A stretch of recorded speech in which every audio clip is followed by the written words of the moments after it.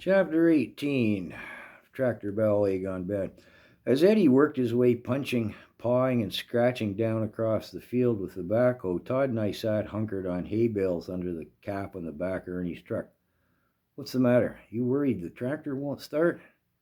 Not just that, my voice trailed off.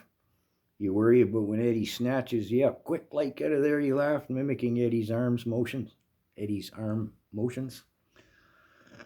Remember, it's crucial you be hanging on tight. Crucial. My spleen awoke, managed a tiny twitch, and passed back out. No, not so much that. There's something about being on the end of that chain. After some consideration, Todd said, I don't get it. What's the difference? Chain or no, you dance the old girl the same as always, right? I don't know, Todd. There's something troubles me about being on the end of that chain. I just can't quite get my head around it. After lengthy pondering, Todd said, I don't get what's bothering you about that chain. But you know better than I do. And I do know what you're risking if you can't hold her from crossing that chain. When I didn't reply, Todd continued on, it's not too late to back out of this. I sure wouldn't hold it against you. Not I imagine you give a fuck or what anybody, myself or anybody thinks, but when I still didn't respond, he said, I know you've been saving your money for years, Scott. You can afford to buy another tractor. We'll come back in the late summer when it stream's just a trickle and figure out how to get this one out then. Nah, we're doing this. I just don't know what it is about that chain. Well, you know how crucial it is you don't get crossed over that chain. Todd's attempt at levity fell flat as his grin was a ghostly shadow of its usual self. Is there some small part of this whole affair that isn't crucial? My spleen asked with a small quivering voice. The loud screeching sound of the sparking brake on Ernie's truck, signifying Eddie had worked his way as far as he could. Scott, you don't have to do this. Oh, don't fuck up them chains, fat boy, I replied as I crawled out over the tailgate. Crucial this is. Crucial that is. Crucial. Todd laughed as he crawled out behind the truck. You got balls, all right. Great big shiny brass balls. Todd and I sobered hard and fast as we came along the truck and saw the distance remaining down to the ravine. Whack, Scott, Todd exclaimed. I didn't reply as my spleen was awakening again and screaming bloody murder. Eddie sprang out of the hole and trotted over. What do you think, boys? It's as far as I can scratch. Solid ice from here on. Thought we might have gotten a bit further, but what the hell? Just adds to the challenge, don't it? How far do you think it is down there? Todd asked, the trepidation in his voice obviously lost on the gleeful, bandy-legged little madman I was now about to entrust my life to. Not much more than 100 yards or so. Let me know if you need more chain. I got lots in the hole. Okay, here's the thing, Todd. You're the ground man. Don't fuck up them chains. Crucial, that is crucial. Work out some hand signs with Scotty. You're our middleman for communicating. Tell Ernie to back that truck up a ways, and I'll dig a hole for him to settle in. Then you get his wheels chalked in good with the hay bales. Remember, the truck's the anchor. It's crucial it is. Maybe pound some T-bars in through them hay bales. If you can, I'll set about digging a hole for the hoe to sit in. This is going to be a challenge, he submitted and scampered back up towards the hoe. Todd turned to me with a stunned look on his face. Crucial this, crucial that. Everything's fucking crucial. He's as mad as a hatter. Are you really going to do this? Oh, I'll start hooking and taping them chains. You get the hay bales and the T-bars, I said. Eddie ain't the only one that's stark raving mad, Todd muttered as he turned towards the truck. Todd had the truck chalked and staked in, and I was helping him with the final arrangements with the chains when Eddie, having got the hoe dug into his satisfaction, came gleefully scampering over. Oh, damn, Eddie exclaimed. I hadn't thought of this. How to get the chains down there. Damn, we're going to lose some considerable time lugging them up and around and down. Won't take Scott 5 minutes to get the chains down there, Mr. Calver. Todd grinned as he checked his hold on the T-bar he'd pounded into the edge of the hard ice. How do you figure, Eddie asked, blank as to our intentions. Scotty's going to be a carp, Todd laughed. You just watch, Mr. Calver, Todd responded. For sure, this'll be the damnedest thing you've ever seen. Todd turned to me. Okay, I think the weight of the chain dragging behind you should be more enough to slow you down so you don't go sailing over the top. But if it isn't, don't worry.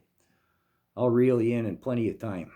I don't know if there's much I can do moving back and forth here, up here, in the way of helping your trajectory, though.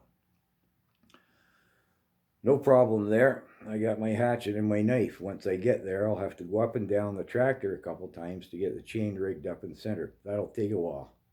When I'm done that, I'll wave before I drop down the last time. Give me a goodly amount of time.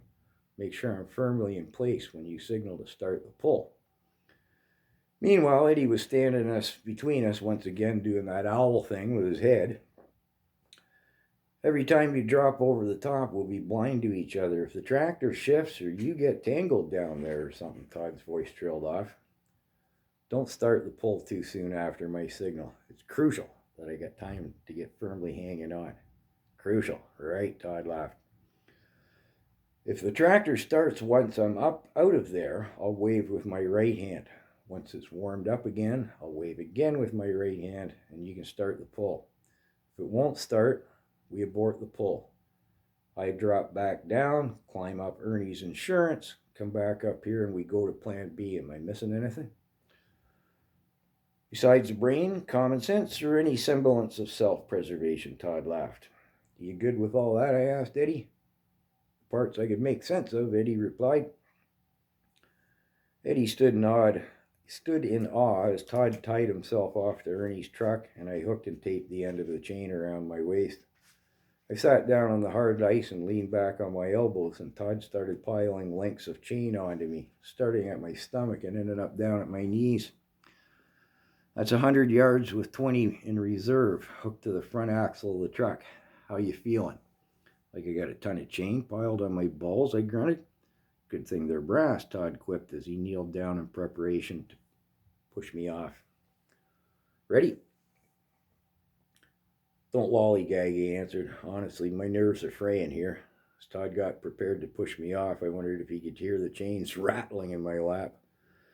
That would have been my spleen flinging itself against my rib cage in a desperate bid to escape. You be careful, Scott, Todd said solemnly, looking up at me from where he lay on the ice in his belly. You're going to be on your own down there. Just hurry, I panted in response. Todd is, my feet in his hands, arms and legs bent against the T-bar planted in the ice. Off you go then, he grunted with exertion as he uncoiled and sent me off on my way.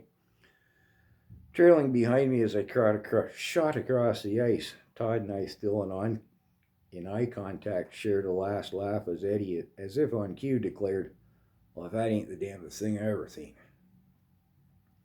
With a grunt and a grimace, Todd came to an abrupt halt at the end of the rope and went scrambling back up towards Eddie, who was dancing and capering about. Oddly enough, gliding across the ice as the chain unfurled behind me wasn't disconcerting in the least. As Todd had predicted, the weight of the chain slowed me progressively. I came to a halt about 10 yards short of the ravine, roughly the same distance upstream from the tractor. After crawling over to the tractor and noting it had appeared not to have shifted, I dropped down the front grill, and having removed the chain from my waist, began the task of getting the chain hooked up. Now, getting the chain rigged up was an arduous and unnerving task, consisting of lying painfully on my belly in the tractor's grill, monkeying down the ladder and standing directly under it while crossing the chain from one side to the other. I thought again of how terrifying it must have appeared to Todd as it loomed swaying above him earlier. I climbed back up the tractor and lay belly on the grill again, carefully centering the chain and finishing my roll of tape off. I waved to Todd and Eddie, who were sheltering against the front of Ernie's truck, and I climbed back down the tractor to wait for the pull to begin. Excuse me.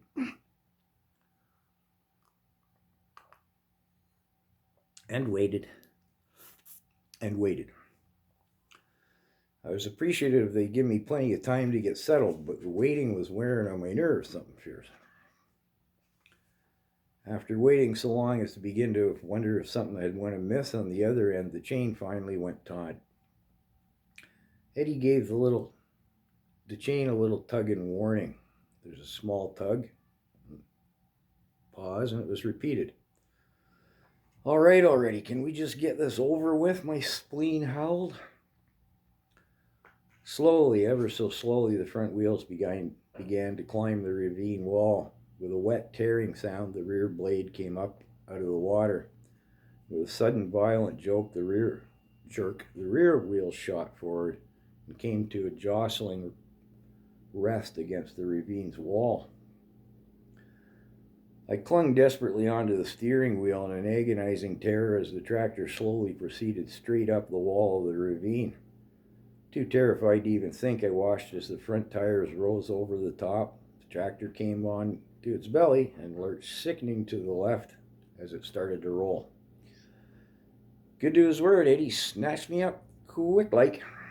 My head whiplashed back, and I thought for sure I was going to go flying off the back as the rear tires danced drunkenly over the lip at the top of the ravine.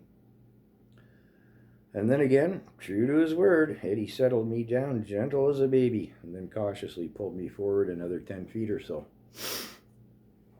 Coming to my senses, I realized I was panting like a dog. It took me a moment or two to collect my wits. I envisioned a quick snatch at the end, or at the top, to be the worst of it, but really it was climbing straight up like that had left me rattled. Respiration returning to normal, I reached forward and turning the fuel tap on, disciplined myself to wait a goodly amount of time for the carburetor bowl to fill. Please, baby doll, if ever there was a time I need you to start. This is it, I pleaded as I carefully set the throttle, the choke, and my tongue against my cheek, just so. Excuse me. With another silent plea to baby doll, I flicked the ignition toggle on and leaned firmly on the starter button. 1 crank, 2 cranks, 3 cranks, 4 cranks, and not so much as even an attempt to fire. Please, baby, please, I pleaded silently as passing the 5th crank, I made the subtle changes in throttle, choke, and tongue position that I knew from long experience was necessary to possibly prevent the dreaded 5.5 crank Bendix kick out. Baby made it through the do or die 5.5 revolutions, and I applied more throttle, choke, and tongue changes. 6 cranks and the old tractor still hadn't made anything close at an attempt to firing. At 6.5 cranks, the battery would be drained enough, the cranking speed would slow, the Bendix would kick out, and it would all be over. As the cranking speed began to slow, I went for my last desperate measure and fully closed the choke and flooded the carb. Please, baby doll, please. Daddy really needs you, I pleaded silently again. 6.5 cranks and the Bendix kicked out, but this is why I'd intentionally flooded the carburetor. Relieved of the starter draw, baby doll's ignition system would have a stronger spark from the failing battery and an intentionally rich air-fuel mixture from the flooded carburetor, as long as it wasn't too rich. Baby fired. I went to work with the throttle and choke, 1 cylinder, 1.5, 2.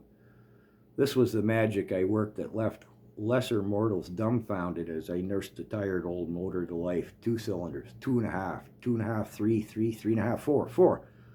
Still carefully manipulating the choke and throttle settings, I continued to work my magic until the old tractor was purring along smoothly on all 4 cylinders without my aid.